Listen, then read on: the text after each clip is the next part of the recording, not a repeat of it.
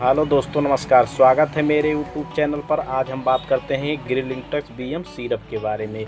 इसका उपयोग जो है बलगम वाली खांसी में किया जाता है। अगर खांसी कई दिनों से आ रही हो तो आप इस सिरप का उपयोग कर सकते हैं। जो है 100 ml की पैकिंग में आता है। ये जो है वार्डेक्स फार्मास्यूटिकल कंपनी द्वारा बनाया जाता है। इसका मार्केट प्राइस जो है 131 रुपये है।